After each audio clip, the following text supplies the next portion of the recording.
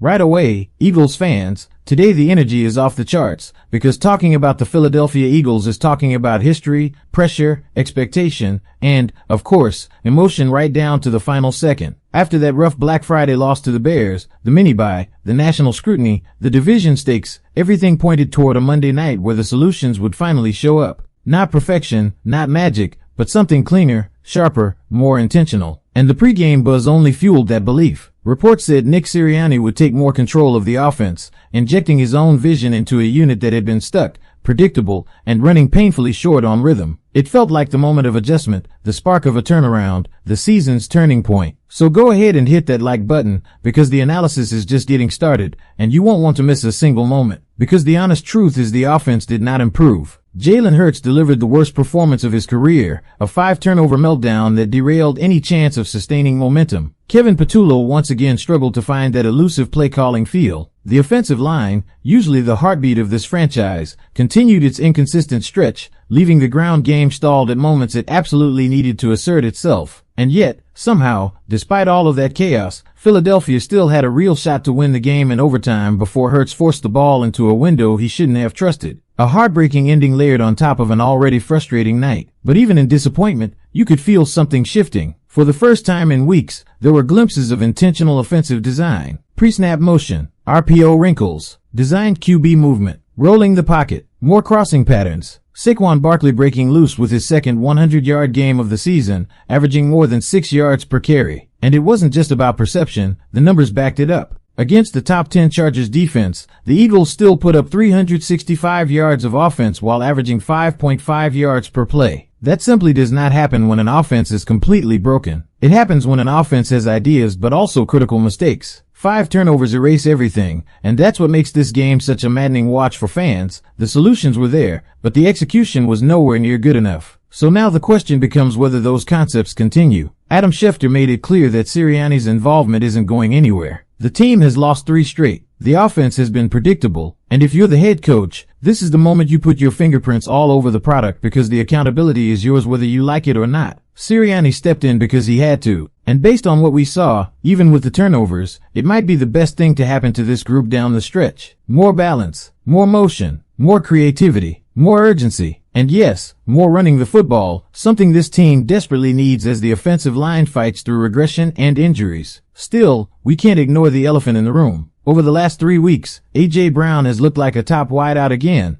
crossing the 100-yard mark in 3 straight games with a diversified route tree and heavy volume. But Philadelphia is 0-3 during those performances. Force-feeding A.J. has shifted the offense away from the balance it had earlier in the year. DeVonta Smith and Dallas Goedert, both on track for huge seasons before the bye, have seen their targets drop and their impact minimized. This is the highest-paid offense in the NFL. It can't function like a one-man show. And when the ball spreads around, this team wins. When it shrinks toward 1 star, everything bogs down and becomes predictable. And that predictability is killing drives. That's why the Raiders matchup is so interesting. It's a perfect chance to build confidence, to reinforce the newly implemented concepts, to open up the playbook instead of retreating just because Hurts had a turnover explosion. Turnovers that extreme rarely repeat themselves. The danger here is the coaching staff seeing those picks and deciding to get conservative again, stripping away the very elements that made the offense look modern for the first time since early in the season. This can't be the moment they get scared. This has to be the moment they double down. And that leads me to you, the fans. After watching all of this unfold,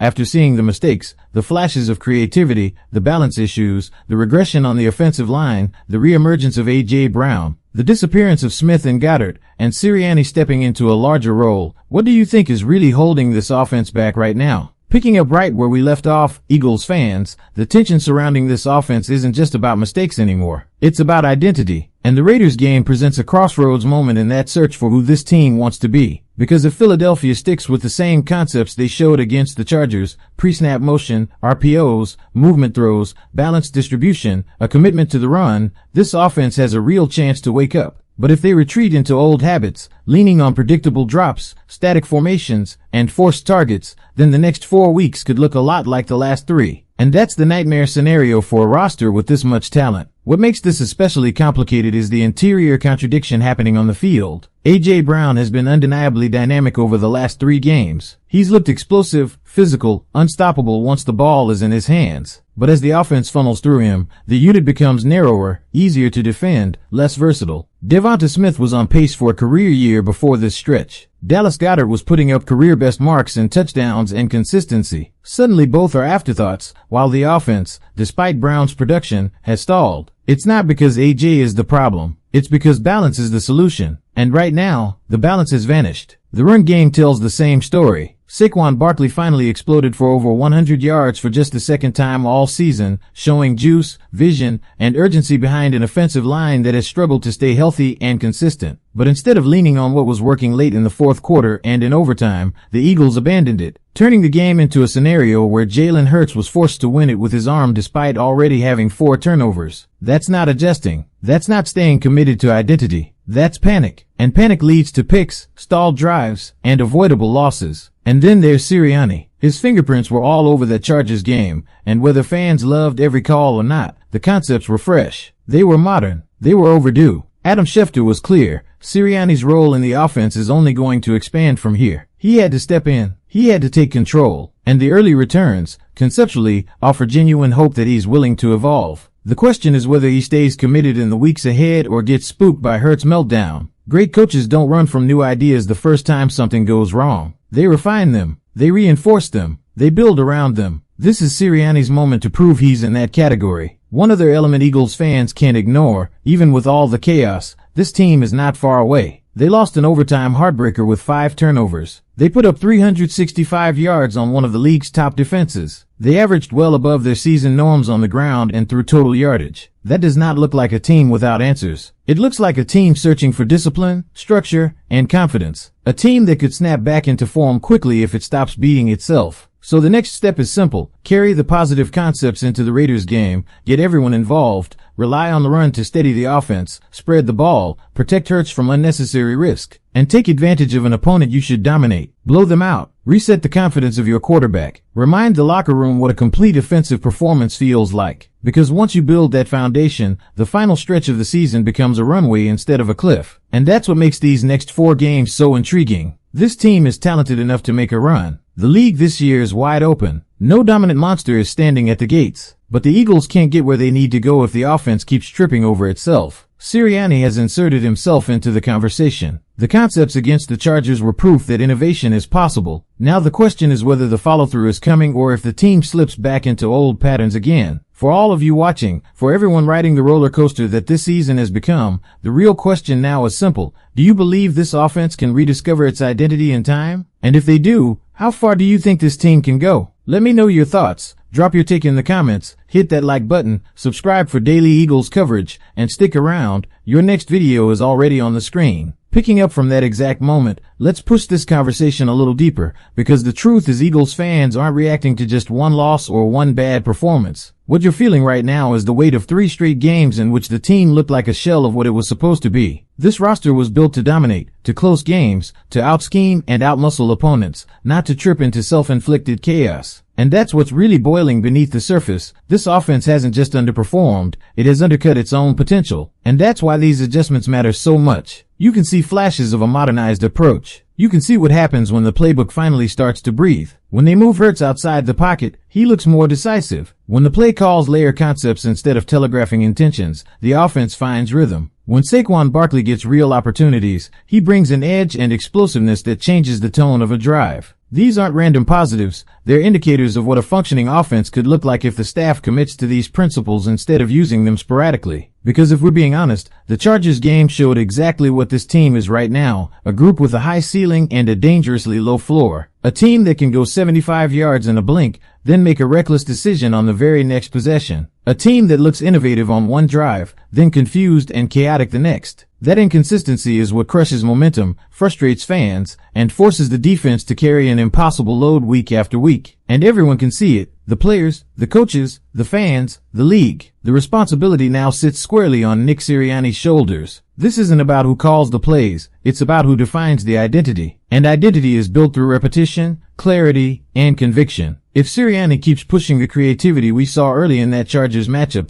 if he commits to spreading the ball, if he refuses to abandon the run at the first sign of trouble, this offense can get back on track quickly. But if the team panics every time Hurts makes a mistake, if they shrink the playbook, if they keep feeding only A.J. Brown while ignoring DeVonta Smith and Dallas Goedert, then they're setting themselves up for more weeks just like the last three. And let's be real, Eagles fans aren't asking for perfection. They're asking for structure, balance, and a plan that makes sense. They're asking for a team that looks like it understands the difference between aggression and desperation. They're asking for a coaching staff that doesn't wait until week 14 to implement concepts that should have been standard all along. So with all of that on the table, let me throw it back to you once again. You've seen the highs. You've lived through the lows. You know the potential of this roster better than anyone. With the Raiders ahead and the season pivoting on every decision from here on out, what is the single biggest adjustment you think the offense absolutely must make to turn this thing around? Jumping right back into it, because this stretch of the season doesn't give anyone, players, coaches, or fans, the luxury of stepping back. Everything is happening fast, and every decision from here on out will shape whether this team stabilizes or spirals. And the more you look at the last three games, the more you see one pattern that can't be ignored.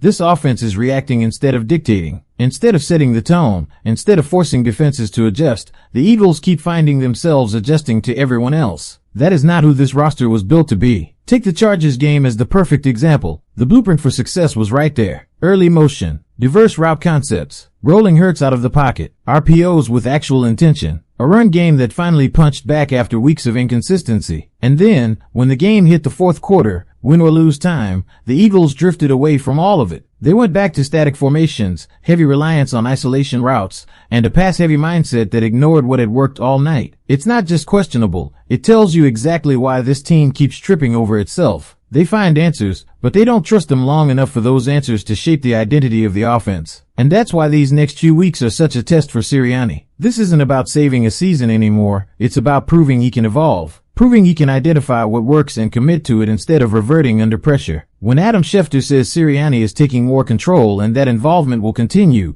that's not meaningless. That's a challenge. A challenge that demands he turn conceptual flashes into consistent philosophy. Because the pieces are there. Saquon Barkley showed he can be the engine of the run game. DeVonta Smith and Dallas Goedert are still two of the most reliable weapons in the league when used correctly. A.J. Brown has reasserted himself as a top-tier receiver. And Jalen Hurts, even on his worst night, still had moments where you could see why he's been one of the most dynamic players in football. The ceiling hasn't disappeared. The structure beneath it has. But maybe the biggest concern right now is the emotional rhythm of the offense. You can feel the tension in the play calling. You can feel the hesitance in the pocket. You can feel the pressure piling up with every snap that goes sideways. The team that once played with swagger now plays with caution, and caution is the enemy of creativity. That's why the Raiders game isn't just another matchup, it's a chance to reclaim that edge. To breathe. To dominate a weaker opponent and remind the entire locker room of what this offense is capable of when it stops playing scared. To do that, the Eagles have to stop acting like every drive is a crisis. They have to distribute the ball like they did earlier in the year. They have to trust the run game long enough to let it influence the defense. They have to use motion, movement, and tempo not as occasional surprises but as core elements of the offense. And above all else, they have to commit to concepts for 4 quarters, not just in the first half, not just until something goes wrong. Because if they do that against the Raiders, they won't just win, they'll rebuild confidence. And confidence is the first brick in every late season run this franchise has ever made. So here's where I want to finish this stretch. With everything we've broken down, the coaching shifts, the imbalance in target distribution, the flashes of creativity, the turnovers, the reliance on A.J. Brown, the fading involvement of Smith and Goedert,